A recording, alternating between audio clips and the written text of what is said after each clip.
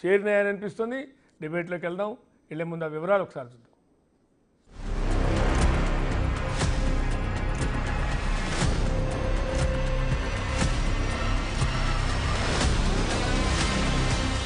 బండి సంజయ్ ఎక్కడికైనా వచ్చిందా?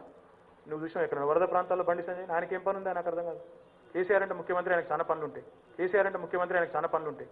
పని లేకుండా ఉన్న వాళ్ళకు గోళ్ళు గిలుకుంటున్న వాళ్ళకి బయటకు వచ్చే ఓపిక లేదు. ఈరోజు మీరు చూడండి, ఉత్తమ్ కుమార్ రెడ్డి ఎక్కడ కనబడ్డాడు? నీకు వరదలలో మోకాళ్ళలో నీళ్ళు, మోకాళ్ళలో నీళ్ళ మేము తిరిగినాం కదా మంత్రులం 10 రోజుల నుంచి.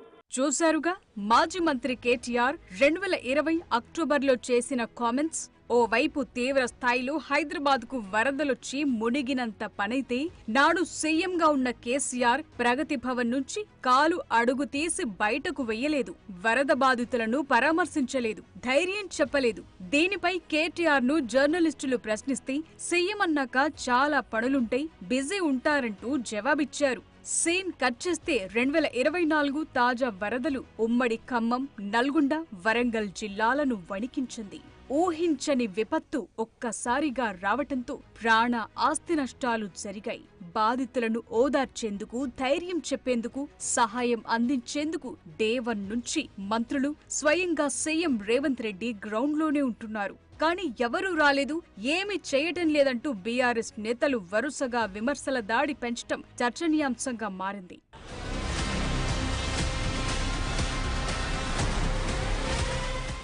వరదల బారి నుంచి రాష్ట్ర ప్రజలను కాపాడి వారికి భరోసా కల్పించడంలో కాంగ్రెస్ ప్రభుత్వం పూర్తిగా విఫలమైందని అమెరికా నుంచి మాజీ మంత్రి కేటీఆర్ ఎక్స్ లో పోస్టు చేసి విమర్శించారు. కాంగ్రెస్ ప్రభుత్వానికి చేతగాకే ప్రాణ నష్టం ఎక్కువగా సంభవించిందన్నారు. వాతావరణ శాఖ అలర్ట్ చేసిన కాంగ్రెస్ ప్రభుత్వం కుంభకర్ణ నిద్రలో ఉందని పోస్టు పెట్టారు.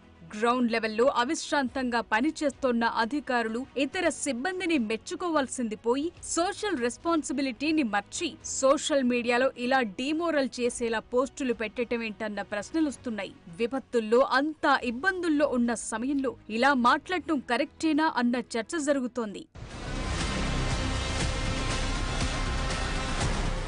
మరో మాజీ మంత్రి హరీష్ రావు కూడా రియాక్ట్ అయ్యారు. ఏపీలో 74 ఏళ్ల సీఎం వర్షాలు లెక్క చేయకుండా తిరిగితే ఇక్కడి సీఎం మాత్రం ఇంట్లో ఫిడేల్ వాయించారని విమర్శించారు. ఖమ్మం జిల్లాలో 3 మంత్రులు విఫలమయ్యారని, కాంగ్రెస్ కు 9 సీట్లొస్తే 9 మందిని కూడా కాపాడలేకపోయారన్నారు.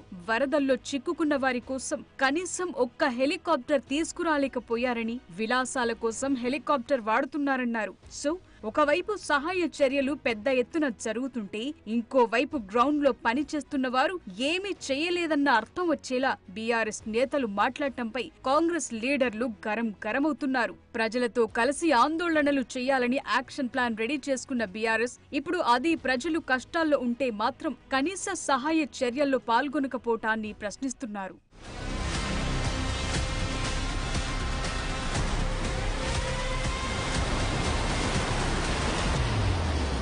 మరోవైపు రాష్ట్రంలో ఇంత జరుగుతుంటే ప్రధాన ప్రతిపక్ష నేతగా కేసీఆర్ ఫామ్ హౌస్ కే పరిమితమవటాన్ని కాంగ్రెస్ నేతలు ప్రశ్నిస్తున్నారు. ప్రజా సమస్యలు పట్టించుకోని వ్యక్తికి ఆ హోదా, పదవి అవసరమా అని సీఎం రేవంత్ రెడ్డి కూడా ఫైర్ అయ్యారు. అదే సమయంలో హరీష్ రావుకు సీఎం రేవంత్ సవాల్ కూడా విసిరారు. ఖమ్మంలో పువ్వాడ అజయ్ ఆక్రమించిన కాలువలను తొలగించాలని హరీష్ రావు డిమాండ్ చేయగలరా అని ప్రశ్నించారు. హరీష్ రావు ఓకే అంటే అధికారులను పంపిస్తానన్నారు. ఆక్రమణలు ఎక్కడున్నా ఫుల్ స్టాప్ పడాల్సిందే అన్నారు. చెరువులను చెరపట్టడంతోనే ఈ పరిస్థితి వచ్చిందన్నారు సీఎం. మాజీ సాగునీటి పారుదల శాఖ మంత్రి హరీష్ రావు గారు, మిమ్మల్ని సూటిగా నేను అడుగుతున్నా, మీ మాజీ మంత్రి పువ్వాడ అజయ్ ఆక్రమించుకున్న కాలువల్ని తొలగించడానికి మీరు ఖమ్మంలో డిమాండ్ చేయగలరా? నేను మీ దగ్గరికి అధికారులను పంపిస్తాను. ఎందుకంటే మీరు గతంలో చెరువులకు సంబంధించిన minor irrigation and major irrigation మినిస్టర్గా మీరు పనిచేసినారు. రాష్ట్రం పట్ల పూర్తిగా సంపూర్ణమైన అవగాహన ఉందని మీరు పదే పదే మాట్లాడుతుంటారు హరీష్ రావు గారు. పువ్వాడ అజయ్ ఆక్రమించుకున్న కాలువలను తొలగించడానికి మీరు చిత్తశుద్ధితోని మీరు సహకరిస్తారా? ఈ ఒక్క ప్రశ్నకు సమాధానం చెప్పిన తర్వాత ఇక ప్రభుత్వం ఈ వర్షంలో బాధ్యతాయుతంగా వ్యవహరించిందా, వ్యవహరించలేదా ప్రజలు తెలుస్తారు.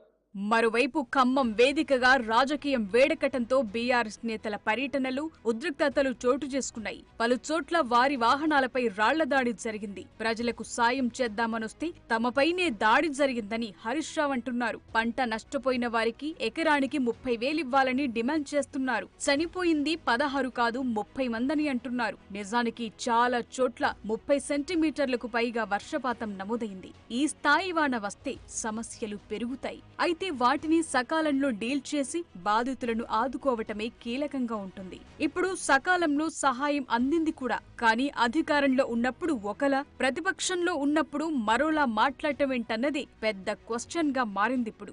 అబ్జర్వ్ చేసుకోగలుగుతుంది. ఇంకోటి నేను సోషల్ మీడియాలో ఇది కూడా చూశాను. ఇదేనా డల్లాసు, ఇదేనా అది న్యూయార్క్ అని వాళ్ళు ఒకరు విలువలు పెడతా ఉన్నారు. అయ్యా డల్లాస్ లో న్యూయార్క్ లో కూడా వర్షం పడ్డప్పుడు అక్కడ కూడా పరిస్థితులు ఇట్లే ఉంటాయి. చూసుకోండి, అది కూడా చూసుకోండి. మీరు మాట్లాడడానికి కొంత ఇంగితము, సందర్భము, ఔచిత్యం కూడా ఉండాలా. ఇటు పడితే అటు మాట్లాడతాం, నోటికి వచ్చినట్టు మాట్లాడతాం అంటే